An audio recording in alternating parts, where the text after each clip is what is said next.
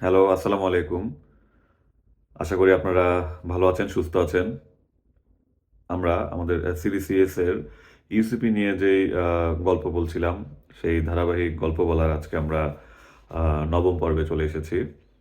আজকে আমাদের আলোচনা হচ্ছে UCP 600 article 9 advising of credits and amendments. গল্প বলা বলছি এই কারণে, আম যেমন আগের আর্টিকেলগুলোতেও আপনারা শুনেছেন যে আমাদের সেই টাকা ধার দেওয়া নিয়ে, টাকা রিপে করা নিয়ে এবং আমার বাবা বা ভাইয়ের যেই আ এক্সাম্পল গুলো দিয়েছিলাম। আজকেও তেমনি আরেকটা গল্প দিয়েই আমরা এই আর্টিকেলটা আলোচনা করতে চাই। যেহেতু আগেও বলেছি যে আমি এটা আসলে আপনাদের জন্য ইন্ট্রোডাকশন টু ইউসিপি 600 পর্যায়ের একটা ব্যাপার। সেখানে অত আ বুদ্ধিবৃত্তিক আলোচনা না করে সাধারণ আলোচনা আমরা করতে চেষ্টা করছি। আম বুদ্ধিবৃত্তিক আলোচনা আপনারা পরবর্তীতে অন্য কোনো এক্সপার্টের থেকে আপনারা দেখে নিবেন বা জানার চেষ্টা করবেন। এখানে আমরা শুধু জাস্ট আমরা ইউসিবির সাথে আমাদের একটু আ ঘনিষ্ঠতা বাড়াতে চাচ্ছি, একটু পরিচিত হতে চাচ্ছি। তো আজকের এই আর্টিকেলটা আলোচনা করার জন্য আপনাদেরকে আমার ছোটবেলার একটা গল্প দিয়ে শুরু করি। যখন মোবাইল ছিল না, আ এরকম সোশ্যাল মিডিয়া তো প্রশ্নই আসে না। তো সেই সময়ের আমার এলাকার এক বড় ভাই এবং বড় আপার আ কাছে আসার গল্পর আলোকেই আজকে এই উম আ লেকচারটা আমরা আ আলোচনা করতে চাই। সেই রাজীব ভাই এবং সাদিয়া আপার গল্প। তো যখন আসলে সেই মোবাইল বা ইন্টারনেটের আগের যুগের যেই ভালোবাসা প্রকাশের যে ব্যাপারটা ছিল, তখন রাস্তাঘাটে এরকম পথে ঘাটে দেখা হওয়াও একটু ডিফিকাল্ট ছিল। বা পথে কথা বলতে গেলেও আ একটা ছেলে একটা মেয়ে সমাজ এটাকে নানানভাবে দেখতো। তো রিয়েলি প্রেম ভালোবাসা করা একটু ডিফিকাল্টি ছিল। তো তখন সে সময় অনেক ক্ষেত্রেই যেই বড় আ ত্রাতা হিসাবে দেখা দিত তা হচ্ছে এলাকার সহজ সরল ছোট ভাই যাদেরকে একটি চকোলেট দিয়ে একটি চিঠি দিয়ে পৌঁছে দেওয়া যেত যে, "যা দিয়ে আয়।" তো একটা চকোলেটের আশায় একটা ছোটখাটো আ গিফটের আশায় দেখা যায় যে আমরা সেই চিঠি আদান-প্রদানের বাহক হিসাবে কাজ করতাম। আজকে যেহেতু আমাদের আলোচনা হচ্ছে advising of credits and amendments, তো সেই ব্যাপারটাই সেটার সাথে এখানে যথেষ্ট মিল পাওয়া যাবে আশা করি। তো এলসি অ্যাডভাইসটা তো অবশ্যই আপনারা জানেন। এলসি অ্যাডভাইজিং বলতে আসলে বোঝানো হয় যে কোনো একটা এলসি ইস্যু করার পর সেটি বেনিফিশিয়ারির কাছে পৌঁছে দেওয়ার প্রক্রিয়াটাকেই সহজ কথায় বা এক কথায় বলা যায় যে এলসি অ্যাডভাইজিং। রবীন্দ্রনাথ ঠাকুর বলেছেন, "সহজ কথা কইতে আমায় কহ যে, সহজ কথা যায় না বলা সহজে।" তো অনেক ক্ষেত্রেই দেখা যায় যে আমরা এমনও পেয়েছি যে আপনার একই ব্রাঞ্চেরই ২ টা পার্টি অ্যাপ্লিক্যান্ট এবং বেনিফিশিয়ারি একই ব্রাঞ্চের। আপনি হয়তো ডিল করেন, আপনার পাশের ডেস্কে ডিল করে। তো সেক্ষেত্রে তো আসলে কোনো কথাই নেই এলসি অ্যাডভাইজিং নিয়ে। আবার আ এক্সট্রিম কেসে হয়তো দেখা যায় যে বেনিফিশিয়ারি এবং অ্যাপ্লিক্যান্ট এতই আ আ দূরে অবস্থান করে যে মাঝখানে এক বা একাধিক ব্যাংকেরও প্রয়োজন হতে পারে যে বেনিফিশিয়ারির হাত পর্যন্ত সেটি পৌঁছে দেওয়ার। বা ব্যাংকের বাইরেও এরপরে আবার কুরিয়ার সার্ভিসের হেল্প নেওয়ারও প্রয়োজন হতে পারে। তো এই প্রক্রিয়াটাই হচ্ছে আসলে অ্যাডভাইজিং। তো সেই অ্যাডভাইজিং নিয়ে কিছু স্ট্যান্ডার্ড প্র্যাকটিস বা কিছু গাইডলাইনের কথা বলা হয়েছে এই আর্টিকেল 9 এ। আমরা আ চলুন ধাপে, ধাপে শুরু করি। তো ১ম এই হচ্ছে point A, a credit and any amendment may be advised to a beneficiary through an advising bank. ১ম এই বলা হলো যে credit and any amendment may be advised to a beneficiary through a bank. এখানে কিন্তু বলা হয়নি যে must be advised through a bank. বলা হয়েছে may be advice through a bank. তো এখানে মে বি কেন বলা হলো? কারণ আপনার এলসিটা ইস্যুইং ব্যাংকের ইস্যুকৃত এলসিটি বেনিফিশিয়ারি পর্যন্ত পৌঁছে দিতে আরেকটা ব্যাংকের হেল্প লাগবেই এটা আ বলা যাচ্ছে না। আম অনেক ক্ষেত্রে নাও লাগতে পারে। যেটাই বললাম যে আমাদের আ অপারেশনেও আমরা দেখেছি যে অ্যাপ্লিক্যান্ট এবং বেনিফিশিয়ারি একই ব্রাঞ্চের এবং পাশাপাশি ২ টি ডেস্ক থেকে হয়তো ডিল করা হচ্ছে। তো অ্যাপ্লিক্যান্ট এবং বেনিফিশিয়ারি দুজন যদি আপনার ব্যাংকের, আপনার শাখার এবং পাশাপাশি ডেস্কেরই ২ টি পার্টি হয়ে থাকে, সেক্ষেত্রে তো আসলে আপনার অন্য কোনো ব্যাংকের মাধ্যমে বেনিফিশিয়ারিকে সেই এলসি পৌঁছে দেওয়ার আ আ প্রয়োজন নেই। আপনি ইস্যু করে আপনি আপনার ডেস্ক থেকেই পাশের ডেস্ক থেকেই পৌঁছে দিতে পারছেন। তো সেক্ষেত্রে হয়তো আপনার অন্য কোনো অ্যাডভাইজিং ব্যাংক আ আ ইউজ করা নাও লাগতে পারে। না লাগাই স্বাভাবিক। তো সেখানে আপনার আরেকটি অ্যাডভাইজিং ব্যাংকের সাহায্য না নেওয়াই নেওয়ার কোনো আসলে প্রয়োজন নেই। এ কারণে বলা হয়েছে, "A credit and any amendment may be advised to a beneficiary through an advising bank." May be কারণ আপনার লাগতে পারে এবং নাও লাগতে পারে। যেমন যেই এক্সাম্পল এর কথাটা বললাম যে, রাজীব ভাই যেটা করল, সেটা আগের কথা বলছি যখন মোবাইল এবং ইন্টারনেটের আগের যুগের কথা। তো রাজীব ভাই একটি চিঠি লিখলো, একটা প্রেমপত্র লিখলো, লিখে সাদিয়া আপাকে দিতে চায়। তো এখন সাদিয়া আপাকে দেওয়ার উপায় কি? সকল আম আ বাধা বিপত্তি পেরিয়ে একটা সহজ উপায় হচ্ছে এই যে একটি ছোট ভাইকে ধরে আ সহজ সরল দেখতে একটি ছোট ভাইকে ধরে সেই চিঠিটি পৌঁছে দেওয়ার ব্যবস্থা করা যায়। এই যে ছোট ভাই আম আ চিঠিটি পৌঁছে দিয়ে আসবে সাদিয়া আপাকে, তার বেনিফিট কি? ছোট ভাইয়ের বেনিফিট হচ্ছে রাজীব ভাই বলেছে তাকে চকোলেট খাওয়াবে। তো তেমনি অ্যাডভাইজিং এর আপনি যখন কোনো ব্যাংক অ্যাডভাইজিং সার্ভিস দিবে, ইস্যুইং ব্যাংকের হয়ে অ্যাডভাইজিং ব্যাংক যে সার্ভিসটি দিবে তার বেনিফিটও হচ্ছে সেই এই ধরনেরই কোনো একটা ইনসেনটিভ অ্যাডভাইজিং ফি বা অন্য কোনো বেনিফিট থাকতে পারে, অ্যারেঞ্জমেন্ট থাকতে পারে। এর কারণেই অ্যাডভাইজিং ইস্যুইং ব্যাংকের রিকোয়েস্টে অ্যাডভাইজিং ব্যাংক সেই অ্যাডভাইজিং এর কাজটি করে থাকবে। এই যে ছোট ভাই আপনি যে একটি চকোলেট খেয়ে আপনি যে চিঠিটি রাজীব ভাইয়ের চিঠিটি সাদিয়া আপাকে পৌঁছে দিতে গেলেন। তো এখানে আপনার কিছু রিস্ক থাকতে পারে, কিছু রেসপনসিবিলিটি আছে। আ সেই রিস্ক অ্যান্ড রেসপনসিবিলিটি গুলোই বা এই প্রসেসটা সম্পর্কে এই রুলস এ আলোচনা করা হয়েছে। আপনি যে চিঠিটা দিতে যাবেন, আপনি রাজীব ভাইয়ের হয়ে চিঠিটি নিয়ে সাদিয়া আপাকে দিয়ে আসলেন। এখন এখানে আপনার আর কোনো অব্লিগেশন আছে কিনা? যে সাদিয়া আপা আবার পরে বলবে কিনা যে, রাজীব ভাই যে চিঠি দিল আমি প্রেম করতে চাই। এখন রাজীব ভাই প্রেমে রাজি না। তাহলে তুমি যেহেতু চিঠি দিয়ে গেছো, তোমাকেই প্রেম করতে হবে। তো এ ধরনের কোনো বলার আসলে আম সুযোগ আ সাধারণত নেই। কারণ আপনি চিঠি পৌঁছে দিয়েছেন, ওই পর্যন্তই আ আসলে আপনার দায়িত্ব। এখানে যে কথাটি পরবর্তীতে বলা হয়েছে, "An advising bank that is not a confirming bank advises the credit and any amendment without any undertaking to honor or negotiate." তার মানে অ্যাডভাইজিং ব্যাংক এলসিটা বেনিফিশিয়ারিকে অ্যাডভাইস করা পর্যন্তই আসলে তার দায়িত্ব। এর শুধু সে অ্যাডভাইস করেছে বলেই অনার বা নেগোশিয়েট ও করতে হবে এ ধরনের কোনো বাধ্যবাধকতা কিন্তু তার নেই। অ্যাডভাইজিং ব্যাংক যদি কনফার্মিং আ ব্যাংক হিসেবেও কাজ করে থাকে, মানে কোনো একটা কনফার্মিং ব্যাংক যদি অ্যাডভাইজিং এর কাজটা করে থাকে, সেক্ষেত্রে তার কনফার্মিং ব্যাংক হিসেবে তার অনার বা নেগোসিয়েশন এর একটা রেসপনসিবিলিটি চলে আসে। কিন্তু জেনারেল সেন্সে সে যদি শুধু অ্যাডভাইজিং ব্যাংক হয়ে থাকে, নট এ কনফার্মিং ব্যাংক, তাহলে তার কিন্তু বাকি অব্লিগেশন গুলো আর থাকে না। আম আপনার কাজ, আপনাকে রাজীব ভাই চিঠি দিয়েছে, আপনি চিঠিটা নিয়ে সাদিয়া আপাকে পৌঁছে দিয়েছেন, দ্যাটস ইট। তারপর তাদের প্রেম ভালোবাসা হলো কিনা, এই ধরনের কোনো জটিলতা এরাইজ করলো কিনা, আপনার উপর আর কোনো ধরনের এই সংক্রান্ত লায়াবিলিটি নেই। তবে আ একটা ইস্যু থাকে যে আপনি শুধু যা রাজীব ভাই দিল, আপনি কোনো একটা নিয়ে দিয়ে আসলেন। ব্যাপারটা ওরকমও না। এখানে আপনার আরো কিছু courtesy বা আরো কিছু জেনারেল রেসপনসিবিলিটি থাকে, যেটা আমরা পয়েন্ট বি তে দেখছি। By advising the credit or amendment, the advising bank signifies that it has satisfied itself as to the apparent authenticity of the credit or amendment, and that the advice accurately reflects the terms and conditions of the credit and amendment received.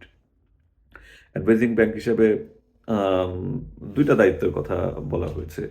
যে আপনার honour বা negotiate করতে হবে এ ধরনের কোনো bindings নেই। কিন্তু আপনি যে অ্যাডভাইসটা করবেন সেখানে আপনার ২ টা জিনিস, ২ টা দায়িত্বের কথা বলা হয়েছে এখানে। আপনার ফাংশন 1 হচ্ছে অ্যাডভাইস যে আপনি করবেন এখানে আপনার সেই এলসি বা অ্যামেন্ডমেন্টটার অ্যাপারেন্ট অথেন্টিসিটিটা আপনাকে এনশিওর করতে হবে যে আপনি স্যাটিসফাইড, আপনি যেই এলসিটা পেয়েছেন এবং অ্যাডভাইস করছেন সেটা অ্যাপারেন্টলি অথেন্টিক। আর পয়েন্ট 2 হচ্ছে আ আপনি যে অ্যাডভাইসটা করবেন সেটা অ্যাকুরেটলি রিফ্লেক্ট করবে এলসির যে টার্মস অ্যান্ড কন্ডিশনস ছিল সেটা সেটা আপনার এই অ্যাডভাইসে অ্যাকুরেটলি রিফ্লেক্ট করবে। পয়েন্ট 1 এ যদি চলে যাই যে satisfied itself as to the apparent authenticity of the credits or amendment. এখানে অ্যাপারেন্ট অথেন্টিসিটি বলতে আসলে অ্যাপারেন্ট অথেন্টিসিটি আপনার ফার্স্ট লুকে যা মনে হলো যে হ্যাঁ, এটা ওকে। এখানে অ্যাপারেন্ট অথেন্টিসিটি মানে এই না যে আপনি জেনুইননেস যাচাই করবেন, আপনি কনফার্ম করবেন যে হ্যাঁ, এটা সব ঠিক আছে। আপনাকে অ্যাপারেন্টলি যদি মনে হয় যে হ্যাঁ, এটা অথেন্টিক, তাহলে সেটা আপনি অ্যাডভাইস করতে পারবেন। আপনার রেসপনসিবিলিটি ওই পর্যন্ত। মানে আপনি দেখে কমনলি যদি মনে হয়, খুব বেশি ডিপ ইনভেস্টিগেশন করতে হবে না যে এটা আসলে অথেন্টিক কিনা। এখন এই ব্যাপারটা নিয়েও আবার কিছু কথা বলা যায়। যেমন একসময় এলসি ছিল, আমরা কাগজে এলসি ইস্যু করতাম। আ কাগজে প্রিন্ট দিয়ে কোনো ব্যাংকের অথরাইজড পারসন সাইন করে আমরা এলসি ইস্যু করতাম। সেক্ষেত্রে অ্যাপারেন্ট অথেন্টিসিটি যাচাই করার কিছু ব্যাপার ছিল। যেমন আম যে সিগনেটরি ছিল, আম সিগনেচার বুকলেট থেকে তাদের সিগনেচারটা ভেরিফাই করার একটা ইস্যু ছিল। কিংবা যখন আম আ টেলেক্স ছিল, তখন কিছু ইস্যু ছিল যে আপনি টেস্ট কি মিলাবেন। এভাবে মিলিয়ে আপনি অ্যাপারেন্ট অথেন্টিসিটি এনশিওর করবেন। কিন্তু সুইফট যুগে চলে আসার পরে আসলে অ্যাপারেন্ট অথেন্টিসিটি এনশিওর করাটা অনেকটা গৌণ হয়ে যায় এই কারণেই।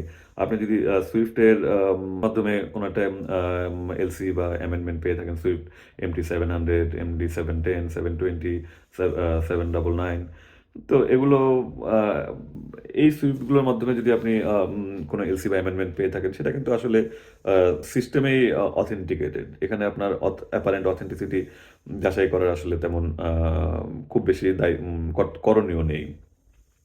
তো আপনি যখন সুইফটের এখন যেহেতু আর টেলেক্স বা প্রিন্টেড এলসির চল নেই, কাজেই এখানে অ্যাপারেন্ট অথেন্টিসিটি এনশিওর করার ব্যাপারটা আসলে একটু গৌণ হয়ে গেছে। তো তবে সেকেন্ড ফাংশনটা কিন্তু এখনো রয়ে গেছে। সেটা হচ্ছে that the advice accurately reflects the terms and conditions of the credit or amendment received.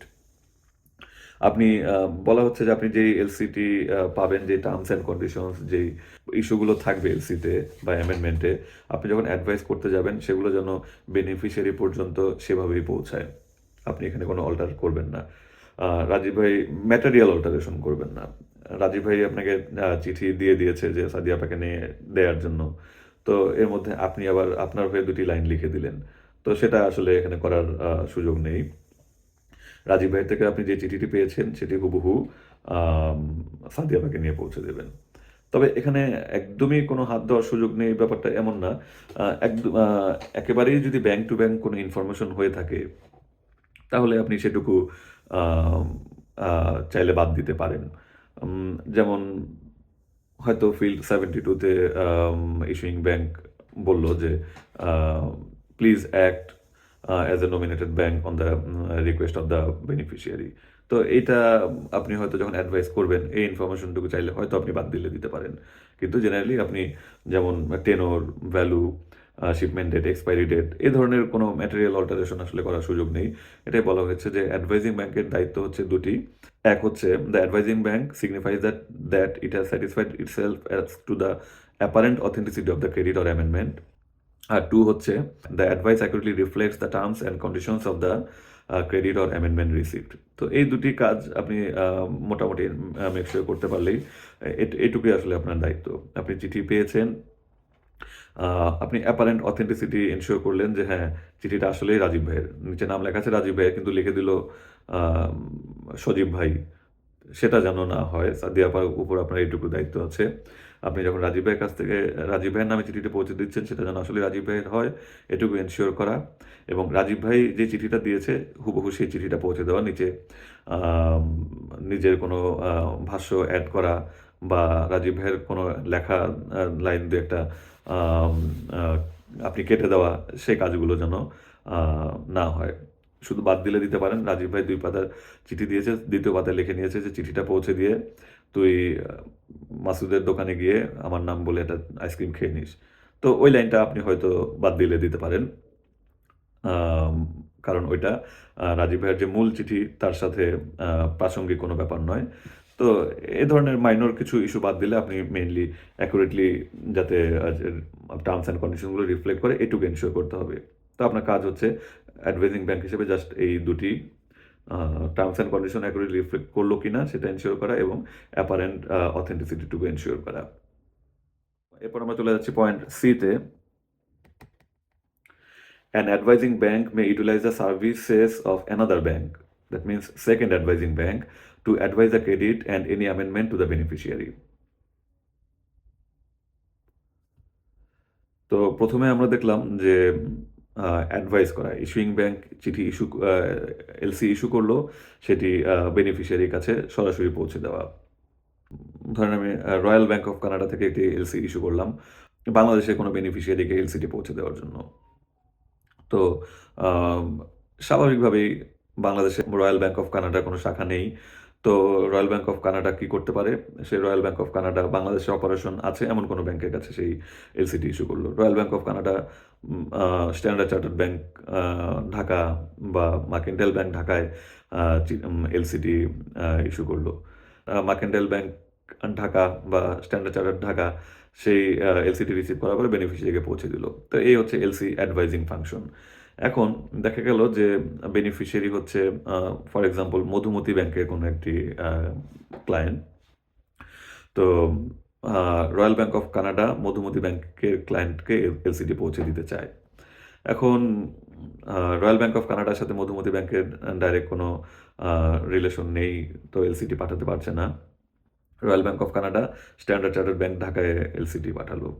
Standard Chartered bank Dhaka চাইলে কুরিয়ার করে বা ফোন দিয়ে ডেকে নিয়ে কাস্টমারকে বা সেই বেনিফিশিয়ারিকে এলসিটি হ্যান্ড ওভার করতে পারে। অথবা সে আরেকটি কাজ করতে পারে, যেহেতু মধুমতি ব্যাংকের customer, royal Bank of Canada থেকে এসসিবি ঢাকা এলসিটি পেয়ে এসসিবি ঢাকা আবার সেটা বেনিফিশিয়ারিকে পৌঁছে দেওয়ার জন্য মধুমতি ব্যাংকে হেল্প নিতে পারে। যেহেতু তার কাস্টমার মধুমতি ব্যাংক পর্যন্ত পৌঁছে দিলে মধুমতি ব্যাংক সহজেই সেই এলসিটি বেনিফিশিয়ারিকে দিতে পারবে। তো এই যে এখানে আবার মাঝখানে মধুমতি ব্যাংক ঢুকলো। Royal Bank of Canada advising সার্ভিসটি নিচ্ছে স্ট্যান্ডার্ড চার্টার্ড ব্যাংক থেকে। স্ট্যান্ডার্ড চার্টার্ড ব্যাংক এখানে আবার বা স্ট্যান্ডার্ড চার্টার্ড ব্যাংকে বলে দেওয়া হলো তুমি মধুমতি ব্যাংকের মাধ্যমে পৌঁছে দিও। তো এখানে তখন মধুমতি ব্যাংকটি হয়ে যাচ্ছে আসলে সেকেন্ড অ্যাডভাইজিং ব্যাংক।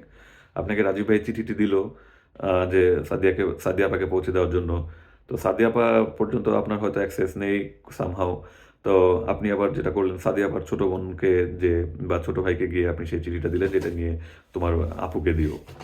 তো এখানে রাজীব ভাই হচ্ছে ইস্যুইং ব্যাংক, আমি বা আপনি হচ্ছি সেই ছোট ভাই যে আইসক্রিমের লোভে রাজীব ভাই থেকে চিঠিটি নিয়েছি সাদিয়া ভাইকে পৌঁছে দেবো। আমরা হচ্ছি ইস্যুইং অ্যাডভাইজিং ব্যাংক। এখন আমরা আবার যে ভাড়া করলাম, হায়ার করলাম হচ্ছে সে সাদিয়া আপার ছোট ভাইকে, সেখানে তাহলে সাদিয়া আপার ছোট ভাই হচ্ছে এখানে আপনার জন্য সেকেন্ড অ্যাডভাইজিং ব্যাংক। এটা এখানে বলা হয়েছে, an advising bank may utilize the services of another bank, second advising bank, to advise the credit and any amendment to the beneficiary. অন্য কোনো আরেক ব্যাংকের আরও অ্যাডিশনাল আরেকটি ব্যাংকের হেল্পও আপনি নিতে পারেন এলসিটি পৌঁছে দেওয়ার জন্য। তো এই সেকেন্ড বেনিফিশিয়ারি ব্যাপারটা বেশ আগে থেকে প্র্যাকটিসে থাকলেও ইউসিবি 600 এর আগে এই সেকেন্ড অ্যাডভাইজিং ব্যাপারটা ইউসিবিতে অ্যাকোমোডেট করা ছিল না। ইউসিবি 600 থেকে এই ব্যাপারটাকে অ্যাকোমোডেট করা হয়েছে। যেহেতু প্র্যাকটিসে ছিল, সেটাকে এখানে ফর্মালাইজ করা হয়েছে, ফর্মাল রুলসের মধ্যে নিয়ে আসা হয়েছে। এবং এই বিষয়ে গাইডলাইন হচ্ছে, by advising the credit or amendment the second advising bank, same কথাটাই অ্যাডভাইজিং ব্যাংকের জন্য যে রুল প্রযোজ্য এখানে সেটাই, শুধু একটু ওয়ার্ডিংয়ে ডিফারেন্স আছে। By advising the credit or amendment the second advising bank signifies that it has satisfied itself as to the apparent authenticity of the, আগেরটা আমরা পড়েছি as to the apparent authenticity of the credit or amendment. এখানে একটু change, যে second advising ব্যাংকের জন্য যে দায়িত্বটা সেটা হচ্ছে by advising the credit or amendment the second advising bank signifies that it has satisfied itself as to the apparent authenticity of the advice it has received and that the advice accurately reflects the terms and conditions of the credit or amendment received. Same কথাই এখানেও দুটি দায়িত্ব, apparent authenticity ensure করা এবং accurately reflecting the terms and conditions of the LC or amendment. শুধু advising ব্যাংকের জন্য ছিল apparent authenticity of the credit or amendment, আর এখানে হচ্ছে টু মেক শিওর করা যে apparent authenticity of the advice it has receive from advising bank. এবং সেকেন্ড পয়েন্টটা সেমই আছে, that the advice accurately reflects the terms and conditions of the credit or amendment received. এখন এখানে সেকেন্ড অ্যাডভাইজিং ব্যাংকের কথা বলা আছে। থার্ড অ্যাডভাইজিং ব্যাংকের ক্ষেত্রে কি হবে? যদি আরো প্রত্যন্ত কোনো এলাকায় থেকে থাকে, আরো দুর্গম কোনো এলাকায় যেখানে এলসি পৌঁছে দেওয়া আরো ডিফিকাল্ট, তখন আসলে কি হবে? তখন থার্ড অ্যাডভাইজিং ব্যাংকের হেল্প নেওয়া যেতে পারে। কিন্তু সেই ব্যাপারটা হচ্ছে ভেরি আনইউজুয়াল কেস। তো ভেরি আনইউজুয়াল কেস যেহেতু সেজন্য ব্যাপারটিকে ইউসিপিতে অ্যাকোমোডেট করা নেই। ইউসিপিতে সাধারণত জেনারেলি বা স্ট্যান্ডার্ড প্র্যাকটিস গুলোই অ্যাকোমোডেট করা। তো যদি আপনার থার্ড অ্যাডভাইজিং ব্যাংকের একটা ইস্যু চলে আসে, সেক্ষেত্রে আম ব্যাপারটা ইউসিপিতে অ্যাকোমোডেট করা নেই। তবে এটা সেকেন্ড অ্যাডভাইজিং ব্যাংকের জন্য যা ট্রিটমেন্ট বা যেই rules and a terms and conditions applicable, third advising ব্যাংকের ক্ষেত্রেও সেগুলোই অ্যাপ্লিকেবল হবে। আমরা চলে যাচ্ছি পয়েন্ট ডি তে। আ A bank utilizing the services of an advising bank or second advising bank to advise a credit must use the same bank to advise any amendment thereto. Rajib ভাই আপনাকে আ চিঠি দিল সাদিয়া আপাকে পৌঁছে দেওয়ার জন্য। আপনি সরাসরি সেটা সাদিয়া আপাকে পৌঁছে দিতে পারেন, অথবা সাদিয়া আপার যে ছোট ভাই সেকেন্ড অ্যাডভাইজিং ব্যাংক, তার মাধ্যমেও সাদিয়া আপাকে পৌঁছে দিতে পারেন। এরপরে যখন রাজীব ভাই আবার ২য় দিন আরেকটি চিঠি লিখবে বা আগের চিঠির কোনো সংশোধন, তখন রাজীব ভাই আরো কারো মাধ্যমে সেটা চাইলে পৌঁছানো সম্ভব থিওরিটিক্যালি, আরেকজনকে হায়ার করলো। কিন্তু সেটা রাজীব ভাইয়ের জন্য আসলে ওয়াইজ হবে না। কারণ এটা ঢাক, ঢাক, গুড়, গুড় প্রেমের ব্যাপারটা আসলে যত লোককে জানাবেন ততই আরো জানাজানি হবে। স্বাভাবিকভাবেই আপনিও চাইবেন যে সেম চ্যানেলেই যেন এটা যায়, যেহেতু বিশ্বস্ত চ্যানেল আগেরবার সঠিকভাবে পৌঁছে দিয়েছেন। এখানেও তাই। শুধু ব্যাপারটা হচ্ছে রাজীব ভাই আর সাদিয়া আপার ব্যাপার হচ্ছে এই এলসি অপারেশনের ব্যাপারটা হচ্ছে রাজীব ভাই চাইলে অন্য কারো মাধ্যমে পাঠাতে পারে। কিন্তু আপনার মাধ্যমে পাঠানোই বিশ্বস্ত বা আ নির্ভরযোগ্য, আপনার মাধ্যমে পাঠানোটাই তার কাছে প্রেফারেবল। কিন্তু এলসি অপারেশনের ক্ষেত্রে এখানে যেটা বলছে প্রেফারেবল এর ব্যাপার না। এখানে বলা হচ্ছে compulsory. A bank utilizing the services of an advising bank or second advising bank to advise a credit must use the same bank to advise any amendment thereto. Rajib ভাই পারে, অপশন আছে। কিন্তু আপনার মাধ্যমে বা পরীক্ষিত বা নির্ভরযোগ্য চ্যানেলের মাধ্যমে যাওয়াটা তার জন্য ওয়াইজ, প্রুডেন্ট। কিন্তু এলসি অপারেশনের ক্ষেত্রে প্রুডেন্সির ইস্যু না। এটা হচ্ছে একটা কমপ্লায়েন্সের ইস্যু এবং কম্পালসারি। আ আপনি যখন ১ম এলসিটি ইস্যু করবেন এবং যেই অ্যাডভাইজিং ব্যাংক বা সেকেন্ড অ্যাডভাইজিং ব্যাংকের মাধ্যমে আপনি আম অ্যাডভাইস করবেন, কোনো অ্যামেন্ডমেন্ট থাকলে পরবর্তীতে যেকোনো ধরনের কমিউনিকেশন সেই চ্যানেলেই আপনাকে কমিউনিকেট করতে হবে। Uh Royal Bank of Canada LC issue করেছে স্ট্যান্ডার্ড চার্টার্ড ব্যাংকের কাছে। স্ট্যান্ডার্ড চার্টার্ড ব্যাংক সেকেন্ড সেটা আবার মধুমতি ব্যাংকের মাধ্যমে বেনিফিশিয়ারিকে পৌঁছে দিয়েছে। এরপরে যদি কোনো অ্যামেন্ডমেন্টের ইস্যু আসে, থিওরিটিক্যালি কিন্তু রয়্যাল ব্যাংক পারে যে এবার এসসিবিকে না পাঠিয়ে এইচএসবিসি বাংলাদেশকে পাঠালো। এইচএসবিসি বাংলাদেশ আবার সেটা মধুমতিকে পৌঁছে দিল বা সরাসরি কাস্টমারকে পৌঁছে দিল। থিওরিটিক্যালি পসিবল, কিন্তু লিগ্যালি এটা আ নিষেধ করা আছে। বলা হয়েছে অবশ্যই আপনি সেম চ্যানেল ইউজ করবেন। এলসি যদি আপনি uh Royal Bank of Canada to SCB Dhaka to Madhumati bank হয়ে থাকে, আপনার কোনো অ্যামেন্ডমেন্ট এবং বা ফার্দার কোনো কমিউনিকেশনও অবশ্যই আপনি Royal Bank of Canada to SCB Dhaka to Madhumati ব্যাংকেই আপনি আম কমিউনিকেট করবেন। উম আমরা চলে যাচ্ছি পয়েন্ট ই।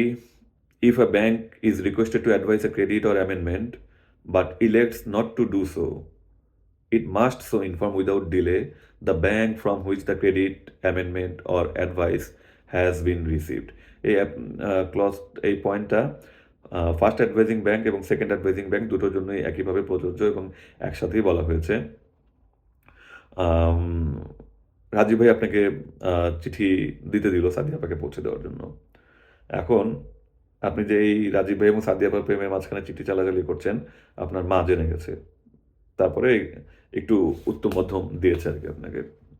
বা কোনো শাসানো হয়েছে যে, "আর যদি যাস তুই।" তো এর ফলে যেটা হলো রাজীব ভাই যখন আম বা পূর্ববর্তী কোনো ঘটনার ফলে আপনাকে এই ধরনের একটা হুমকি-ধামকি দেয়া আছে বাসা থেকে, মার কাছ থেকে। যে এই ধরনের ইয়েতে যদি দেখে তাহলে আপনার উপর উত্তম মাধ্যম আছে। তো এই প্রেক্ষিতে এই ঘটনা বিবেচনায় আপনি চিন্তা করলেন যে না, আপনি রাজীব ভাইয়ের এই চিঠি চালাচালির মধ্যে আপনি আর নাই। তো যখন এই ঘটনা, তখন কি হবে? রাজীব ভাই যখন আপনাকে আবার চিঠিটা দিল যে, "যাও দিয়ে আসো সাদিয়া আপাকে।" আপনি সেই চিঠিটা নিয়ে বাসায় নিয়ে বসে থাকলেন। সেটা করা আ ঠিক হবে না। কারণ রাজীব ভাই আল্টিমেটলি জানবে যে আপনি আম চিঠিটি পৌঁছে দেননি। তো ওই ফার্দার ঝামেলা আরো হতে পারে। একটা ভুল বোঝাবুঝি, একটা দূরত্ব সৃষ্টিও হতে পারে। তো এখানে গুড প্র্যাকটিসটা কি? গুড প্র্যাকটিস হচ্ছে রাজীব ভাই যখনই আপনাকে অফার করবে, "যা চিঠিটা দিয়ে আয়।" আপনার ফার্স্ট কাজই হচ্ছে, "না ভাই আমি পারব না। আমার মা আমাকে পেদানি দিবে।" তো এটাই স্বাভাবিক হওয়ার কথা। আপনার অ্যান্সার এটাই হওয়ার কথা। এখানেও তাই বলা হয়েছে, um "if a bank is requested to advise a credit or amendment" আপনাকে রাজীব ভাই বলল, "যা চিঠিটা দিয়ে আয়।" But elects not to do so. কিন্তু আপনি আ এবার আর চিঠি চালাচালি করতে রাজি নন। It must so inform without delay. আপনি it must so inform without delay. আপনি দেরি না করে অবশ্যই রাজীব ভাইকে জানাবেন। The bank from which the credit, amendment or advice has been received. Rajib ভাইকে সাথে, সাথেই কোনো দেরি না করে অবশ্যই রাজীব ভাইকে জানাবেন, "না ভাই আমি আর দিতে পারব না।" কারণ মা জেনে গেছে এবং প্যাদানি দিয়েছে। আবার দিলে আরো প্যাদানি দিবে। তো এটা অবশ্যই আপনি it must inform without delay from the bank from which the credit, amendment or advice has been received. তো যদি আপনি অ্যাডভাইজিং ব্যাংক হয়ে থাকেন, তাহলে আপনি শুধু রাজীব ভাইকে জানিয়ে দিবেন যে ইস্যুইং ব্যাংকে জানিয়ে দিবেন, "না আমি পারব না।" যদি আপনি সেকেন্ড অ্যাডভাইজিং ব্যাংক হয়ে থাকেন, আপনি অ্যাডভাইজিং ব্যাংকে জানিয়ে দিবেন যে, "না আমি অ্যাডভাইস করতে পারব না।" তো এই হচ্ছে ব্যাপারটা। এগুলো কমন সেন্সের কথা। তাই হওয়া উচিত। এরপরে হচ্ছে আমাদের last point, a ECB 600 Article 9 Advice of Credits and Amendments. Point F. If a bank is requested to advise a credit or amendment but cannot satisfy itself as to the apparent authenticity of the credit. আপনাকে রাজীব ভাই চিঠি দিল, "যা সাদিয়াকে দিয়ে আয়।" কিন্তু এটা যে আসলে রাজীব ভাই লিখেছে কিনা নাকি রাজীব ভাই অন্য কেউ রাজীব ভাইয়ের নামে চালাচ্ছে, আপনি সেটা অথেন্টিসিটি আ এস্টাবলিশ করতে পারলেন না। তো তখন করণীয় কি? হতেই পারে যে এ ধরনের কনফিউশন অ্যারাইজ করতেই পারে। তখন করণীয় কি? এখানে সুন্দরভাবে বলা আছে। If a bank is requested to advise a credit or amendment but cannot satisfy itself as to the apparent authenticity of the credit, the amendment or the advice, it must so inform without delay the bank from which the instructions appear to have been received. Rajib ভাই আপনাকে চিঠি দিল যে দিয়ে আয়, কিন্তু আপনি চিঠির অথেন্টিসিটি নিয়ে আপনার সন্দেহ আছে। আপনি অথেন্টিসিটি এস্টাবলিশ করতে পারেননি। আপনি সাথে, সাথে রাজীব ভাইকে জানাবেন, "ভাই এই চিঠিতে ঘাপলা আছে মনে হচ্ছে।" তো ঘাপলা আছে মনে হচ্ছে, তখন আপনি ২ টা কাজ করতে পারেন যে, "না আমি সেটা অ্যাডভাইস করতে পারব না।" তাহলে অবশ্যই আগের পয়েন্ট অনুযায়ী must confirm without delay. Rajib ভাইকে জানাবেন, "না এটা আমি অ্যাডভাইস করতে পারব না।" অথবা ২য় অপশনটা আছে। আপনি অথেন্টিসিটি এস্টাবলিশ করতে পারেননি, তারপরও চিঠিটা দিতে চান। তো তখন আপনার আসলে কি করতে পারেন আপনি? একটা কাজ করতে পারেন। চিঠিটা সাদিয়া আপাকে দিলেন, দিয়ে বললেন যে, "আপা এই যে চিঠি, রাজীব ভাই দিয়েছে কিন্তু আমি আসলে সিউর না যে এটা আসলে রাজীব ভাইয়ের চিঠি কিনা।" এটুকু আপনি কার্টেসি হিসাবে আপনি কিন্তু করতে পারেন। তো এখানেও ব্যাপারটা তাই। If a bank is requested to advise a credit or amendment but cannot satisfy itself as to the apparent authenticity of the credit, the amendment or the advice, it must so inform without delay the bank from which the instructions appear to have been received. যার থেকে চিঠিটি পেয়েছেন রাজীব ভাই, বা যার থেকে instruction পেয়েছেন advice করার সেই ইস্যুইং ব্যাংক, অথবা যার থেকে আ অ্যাডভাইসটি পেয়েছেন সেই অ্যাডভাইজিং ব্যাংক। আপনি যদি সেকেন্ড অ্যাডভাইজিং ব্যাংক হয়ে থাকেন, তাহলে অ্যাডভাইজিং ব্যাংককে আপনি অবশ্যই, মানে আপনার আগের পার্টিকে, আপনি অ্যাডভাইজিং ব্যাংক হয়ে থাকলে ইস্যুইং ব্যাংকে জানাবেন। আপনি সেকেন্ড অ্যাডভাইজিং ব্যাংক হয়ে থাকলে অ্যাডভাইজিং ব্যাংকে জানাবেন যে, "ভাই আমি কিন্তু অথেন্টিসিটি এস্টাবলিশ করতে পারিনি।" তারপরে যে অপশনটি বলা হচ্ছে, "if the advising bank or second advising bank elects nonetheless to advise the credit or amendment", আপনি অ্যাপারেন্ট অথেন্টিসিটি নিয়ে নিজে স্যাটিসফাইড নন। কিন্তু তারপরেও আপনি অ্যাডভাইস করতে যদি চান, সেটা বলা হয়েছে। If the advising bank or second advising bank elects nonetheless to advise the credit or amendment, it must inform the beneficiary or second advising bank that it has not been able to satisfy itself as to the apparent authenticity of the credit, the amendment or the advice. তাহলে এখানেও আপনি ২ টা option আছে আপনার জন্য।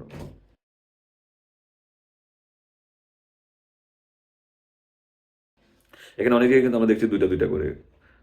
OC হারুনের মতো এদের একটা ২ টা জিনিস মনে রাখবেন এর মতো একটা ব্যাপার। তো এখানে আমরা ২ টা জিনিস পেলাম। ২ টা জিনিস মনে রাখবেন। এক হচ্ছে আপনার উপর এলসি অ্যাডভাইস করার রিকোয়েস্ট এসেছে। তা আপনার হচ্ছে ২ টা জিনিস এস্টাবলিশ করতে হবে। এক হচ্ছে apparent authenticity of the credit. ২ হচ্ছে it accurately reflects the terms and conditions of the credit and amendment. তো তারপরে আসলো যে যদি আমি অ্যাপারেন্ট অথেন্টিসিটি এস্টাবলিশ করতে না পারি তাহলে কি হবে? এখানে আবার আপনার জন্য ২ টা অপশন। একটা হচ্ছে আপনি আ যার থেকে ইনস্ট্রাকশন পেয়েছেন, আপনি অ্যাডভাইজিং ব্যাংক হয়ে থাকলে ইস্যুইং ব্যাংককে, সেকেন্ড অ্যাডভাইজিং ব্যাংক হয়ে থাকলে অ্যাডভাইজিং ব্যাংককে, মানে আপনার প্রায়র পার্টিকে আপনি জানিয়ে দিবেন যে, "ভাই আমি তোমার এলসি অ্যামেন্ডমেন্ট বা অ্যাডভাইসের অ্যাপারেন্ট অথেন্টিসিটি আ সম্পর্কে স্যাটিসফাইড না।" এখন স্যাটিসফাইড না, তাহলে তাকে জানিয়ে দিতে পারেন যে, "আমি অ্যাডভাইস করব না।" আর যদি আপনি ডিসিশন নেন যে, "না, আমি অ্যাডভাইস করব," তাহলে যেটা করতে হবে আপনি যাকে অ্যাডভাইস করবেন, সেটা সেকেন্ড অ্যাডভাইজিং ব্যাংক হোক বা বেনিফিশিয়ারি হোক, তাকে আবার জানিয়ে দিতে হবে যে, "এই যে ভাই তোমার এলসি নেও। কিন্তু আমি কিন্তু এটার অথেন্টিসিটি এস্টাবলিশ করতে পারিনি।" তো এই হচ্ছে আপনার কাজ। খুব কঠিন কাজ না। চিঠি পৌঁছে দেওয়া একটা মহান দায়িত্ব। তাদের প্রেম ভালোবাসা আ সফল হোক। সফল হলে হয়তো কে চিঠি চালাচালি করেছিল তারা কোনদিন মনে রাখতে পারে বা মনে রাখতে নাও পারে। কিন্তু ব্যর্থ হলে কিন্তু এখানে আপনার কোনো দায়ভার আ ছিল কি ছিল না সেটা নিয়ে আলোচনা হলেও হতে পারে। তো সেজন্য এলসি অপারেশনে আপনার খুব বেশি রেসপনসিবিলিটি দেয়া নেই যে আপনাকে অনার বা নেগোশিয়েট করতেই হবে। সেই দায় অ্যাডভাইজিং ব্যাংকে সেই দায় দেয়া হয়নি। তবে অ্যাডভাইজিং ব্যাংকের কিছু আম ডিউ ডিলিজেন্স এর ব্যাপার এখানে রাখা হয়েছে। সেগুলো হচ্ছে আপনি ২ টা জিনিস করতে হবে। আ অ্যাপারেন্ট অথেন্টিসিটি এস্টাবলিশ করতে হবে এবং আ মনে রাখতে হবে যাতে সেই এলসি বা অ্যামেন্ডমেন্ট বা অ্যাডভাইস আ যেন টার্মস অ্যান্ড কন্ডিশনস গুলো অ্যাকুরেটলি রিফ্লেক্ট করে। আর আপনি যদি অ্যাডভাইস করতে না চান, ইমিডিয়েটলি অবশ্যই জানিয়ে দিবেন। আর যদি আপনি আম অ্যাডভাইস করতে চান কিন্তু অথেন্টিসিটি এস্টাবলিশ করতে পারেননি, যাকে অ্যাডভাইস করবেন তাকে সাথে এই ইনফরমেশনটাও দিয়ে দিবেন যে তোমার চিঠিও রাখো, এলসিও রাখো, সাথে এটাও জেনে রাখো। যেটা আমি অথেন্টিসিটি যাচাই করতে পারিনি। ব্যাস এটুকুই হচ্ছে আপনার কাজ। এটুকু আপনি করতে পারলে তারপরে আপনি ফ্রি। আপনি নিশ্চিন্তে রাজীবের দেয়া টাকা দিয়ে আপনি চকোলেট বা আইসক্রিম খেয়ে নিতে পারেন। তো সাদিয়া আপা এবং রাজীব ভাইয়ের জন্য আমাদের শুভকামনা জানিয়ে আজকে এখানেই শেষ করতে যাচ্ছি। আমাদের আলোচনা এটুকুই ছিল আজকে। আপনাদের জন্য শুভকামনা।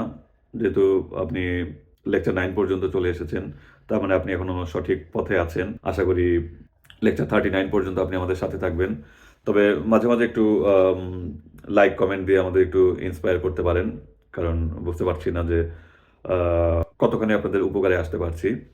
তবে বুঝতে না পারলেও অবশ্য ইচ্ছা আছে যে যতই আপনারা চুপ থাকুন না কেন, সবগুলো লেকচার শেষ করার ইচ্ছা আছে। তবে যারা লেকচার 9 পর্যন্ত এসেছেন, আশা রাখি আপনাদের অনেকের সাথেই লেকচার 39 পর্যন্ত দেখা হবে। তো সেই আশাবাদ ব্যক্ত করে আজকের মতো এখানেই শেষ করছি। আবার অচিরেই আমরা পরবর্তী ভিডিও নিয়ে হাজির হব। Article 10 amendments.